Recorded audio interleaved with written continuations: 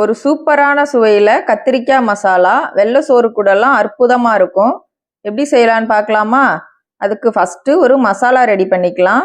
ஒரு மிக்சியில் ஒரு பெரிய வெங்காயம், ஒரு 15 பல்லு பூண்டு, 1 டீஸ்பூன் சீரகம், கொஞ்சமாக பெருங்காயம், மஞ்சப்பொடி, 1 ஸ்பூன் அளவுக்கு மிளகாய்த்தூள், தேவையான அளவு உப்பு எல்லாத்தையுமே மைய அரைச்சி கத்திரிக்காவை ஒரு 1/4 கிலோ அளவு கத்திரிக்காவை இந்த மாதிரி 4ஆக கட் பண்ணி எடுத்துக்கலாம்.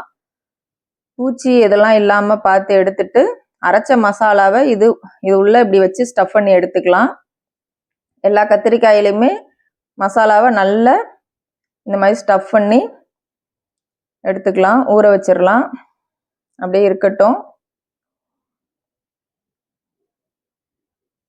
சட்டியில் நல்லெண்ணெய் விட்டு நல்லெண்ணெய் சூடானதும் நம்ம ஸ்டஃப் பண்ணி வச்சிருக்க கத்திரிக்காவை இதில் போட்டு நல்லா வதக்கி விட வேண்டியதுதான். இதில் வேற எந்த மசாலாவும் நம்ம ஆட் பண்ண போகிறது கிடையாது. நல்லா சுருளாக வதங்கணும் இந்த கத்திரிக்காய். நல்லா அடுப்பை மீடியம் ஃப்ளேமில் வச்சுட்டு நல்லா பரட்டி விட்டுட்டு மூடி போட்டுற வேண்டியதான். மூடி போட்டு அப்பப்போ எடுத்து நம்ம பரட்டி விட்டுக்க வேண்டியதான், அடி பிடிக்காமல். அவ்வளோதான், கத்திரிக்காய் மசாலா ரெடி ஆகிட்டு வெள்ளை சோறு கூடலாம் சூப்பராக இருக்கும். ட்ரை பண்ணி பாருங்கள். ட்ரை பண்ணி பார்த்துட்டு எப்படி இருக்குன்னு சொல்லுங்கள்.